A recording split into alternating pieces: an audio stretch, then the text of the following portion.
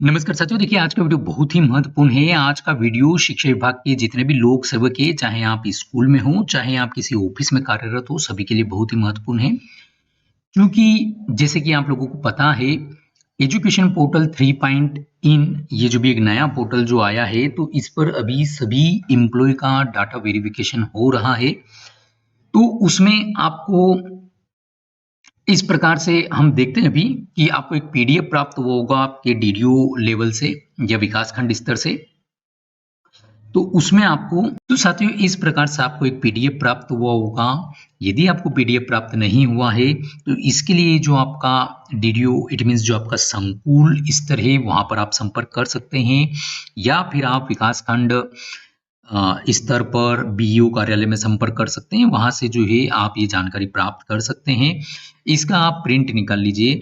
Print यदि आपको प्राप्त हो गया हो तो बहुत अच्छी बात है, नहीं हुआ हो आपके पास में सॉफ्ट कॉपी प्रिंट निकाल लीजिए। अब यहाँ पर आप जैसे कि देखेंगे ऊपर स्कूल शिक्षा विभाग मध्य प्रदेश शासन लोक सेवक डाटा सत्यापन है ये।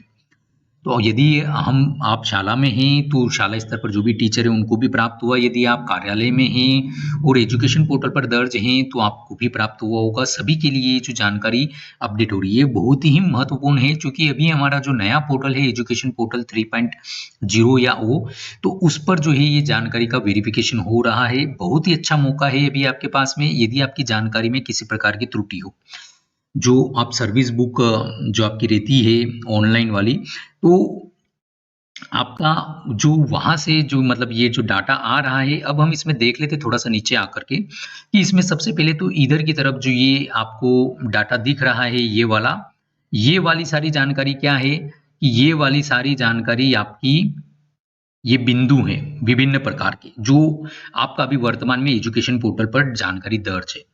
अब उसके बाद में यहाँ पर जो है क नंबर कौन सा, ये वाला क नंबर में जो भी आपको यहाँ पर नीचे जानकारी दिखाई दे रही है, ये सभी कुछ जानकारी अभी आपकी पोर्टल पर दर्ज जानकारी है।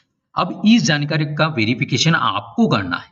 अब आपको करना है तो उसमें क्या है, यहाँ पर बताया हुआ है कि क सही होने पर राइट का निशान लगाए। यदि जैसे आपका जानकारी सही है, क में जो दर्ज है, तो उस जानकारी उस बिंदु के आगे जो यहाँ पर खाली आपको जो है कॉलम दिया गया है, इसमें आपको राइट चेक कर देना है इस प्रकार से। एवं भिन्न होने की स्थिति में यदि ये जानकारी गलत है जो इधर की तरफ दर्ज की गई है, इस जानकारी में किसी प्रकार की यहाँ पर त्रुटि है, तो आपको यहाँ पर सही जानकारी को लिखना है, लेकिन वो लाल शाही में आपको लिखना है। इस बात का आपको ध्यान रखना है। अब उसके बाद में हम नीचे चल देते हैं और सबसे एक एक बिंदु पर हम बात कर लेते हैं। अब सबसे पहले हम बात करते हैं जैसे कि आपका जो डिस्ट्रिक्ट है, तो डिस्ट्रिक्ट ब्लॉक ये आपके यहाँ पर जो प्रदर्शित हो रहे हैं वह सही हो रहे या नहीं, ये एक बार आप चेक कर लीजिए। उसके बाद में यदि आपको इसमें किसी प्रकार सही है तो हमने ये चेक मार्क लगा ही लिया। यदि गलत है तो हमको यहाँ पर उस जानकारी को जो है लिखना रहेगा। ठीक है, जो भी सही जानकारी है, जो भी जिला विकास खंड जो भी है, और लाल शाही में लिखना है। फिर उसके बाद में संकुल ओब्लिक एयू नेम, तो ये आपका जो है सही होना चाहिए। यदि इसके कोड के संबंध में आपको जानकारी नहीं है तो आप आपके जो भी संकुल स्तर पर आप संपर्क कर सकते हैं, या तो फिर आप जो है विकासखंड स्तर पर कोड वगैरह के लिए संपर्क कर सकते हैं। वैसे तो सभी को पता रहती है, लेकिन फिर भी जानकारी हमारी सही हो। उसके बाद में जो है चौथे नंबर का पॉइंट हम देखते हैं कि office oblique institute oblique school name and code. तो प्रत्येक स्कूल का एक यूडाइस कोड होता है, तो आप जो भी आपका स्कूल का नाम आपको प्रदर्शित हो रहा होगा यहाँ पर क नंबर में आपको, है ना। और यदि नहीं हो रहा है तो आप जो है सही जानकारी को यहाँ पर क नंबर में दर्ज कर ले। यदि गलत प्रदर्शित हो रहा है यहाँ पर आपका, तो भी आपको यहाँ पर सही जानकारी को लाल कलर में लिखना है। ठीक है, कोड आपको पता होगा स्कूल का डाइस कोड। यदि आप ऑफिस और इंस्टीट्यूट में हैं तो ऑफिस का भी एक डाइस कोड होता है, वो यहाँ पर आप लिख लीजिए और ऑफिस का नाम लिख लीजिए। इंस्टीट्यूट जैसे डाइट वगैरह है तो उसका भी नाम और डाइस कोड आप यहाँ पर लिख सकते हैं।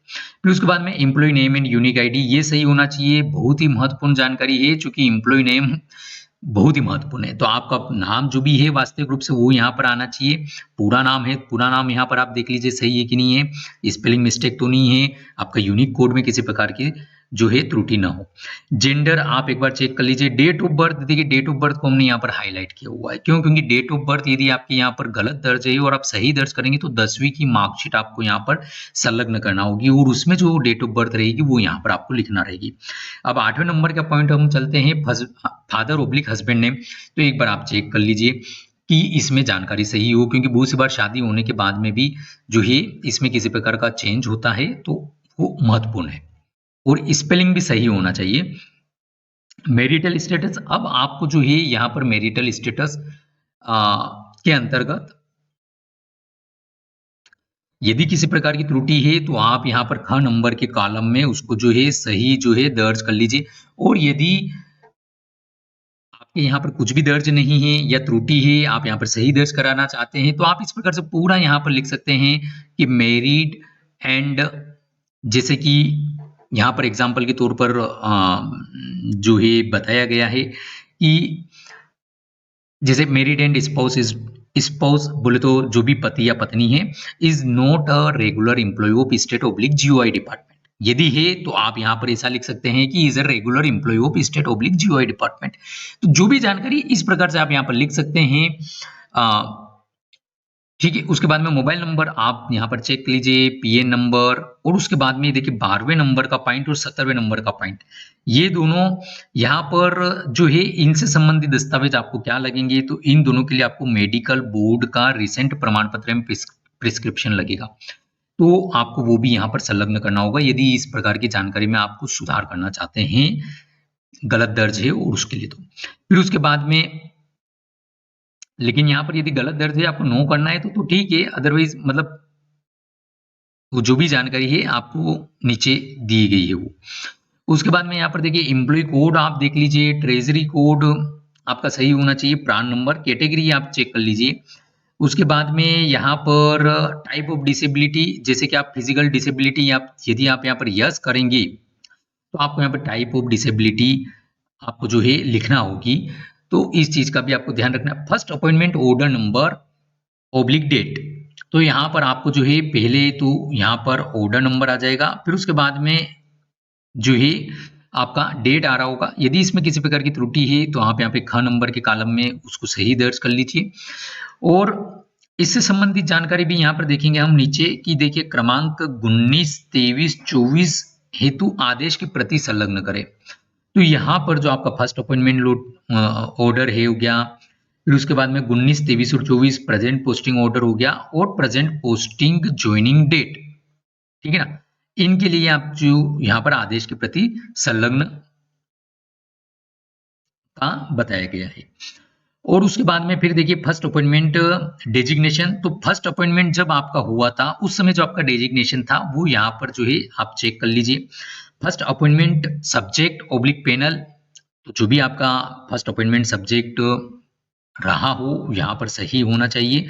प्रेजेंट पोस्टिंग उच्च पद प्रभार, यस ऑब्लिक नो है, तो यदि आपकी यहाँ पर अभी जानकारी सही आ रही है तो बहुत ही अच्छी बात है, यदि सही नहीं आ रही है तो ख में आप उसको लिख लीजिए, क्योंकि ये भी बहुत से का उच्च पद प्रभार हुआ है। फिर उसके बाद में प्रेजेंट पोस्टिंग ऑर्डर डेट, जैसे यदि आपका प्रमोशन हो गया हो, ट्रांसफर हुआ हो, तो जो प्रेजेंट जहां पर अभी आप वर्किंग में हैं उसका जो है प्रेजेंट पोस्टिंग ऑर्डर और ऑर्डर डेट और ज्वाइनिंग डेट, ये दोनों आपको यहाँ पर जो है सही होना चाहिए, इस चीज का आप इंश्योर कर ले। फिर उसके बाद में डेजिग्नेशन जो है यहाँ पर आपका सही आना चाहिए, मूल पद है ये भी ध्यान रखिएगा कि 25 नंबर में डेजिग्नेशन मूल पद है, ठीक है ना। ये यहाँ पे 25 नंबर के संबंध में बताया गया है कि 25-27 हेतु माध्यमिक या उच्च माध्यमिक शिक्षक के विषय में परिवर्तन होने की स्थिति में नवीन संवर्ग का नियुक्ति आदेश, पुराने अध्यापक संवर्ग में नियुक्ति का मूल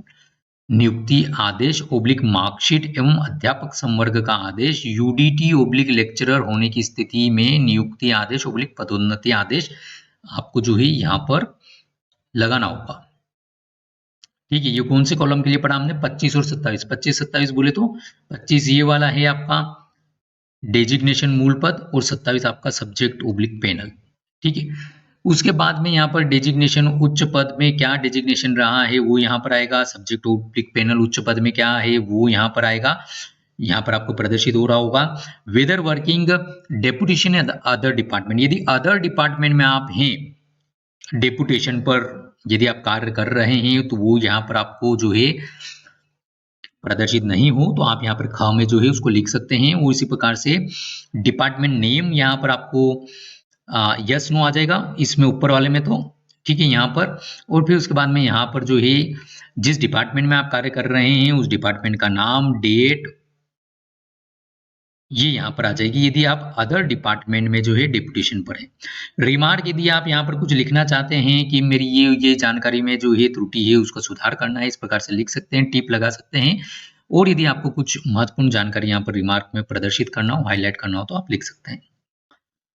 उसके बाद में आप देख सकते हैं, एक बार आप भी पढ़ सकते हैं, नोट में जो यहाँ पर जानकारी बताई गई है उसको आपको जो है ध्यान से पढ़ना है, उसके अकॉर्डिंग आपको काम करना है ऊपर वाला, इन बिंदुओं से संबंधित यदि किसी प्रकार का कुछ भी है अपना।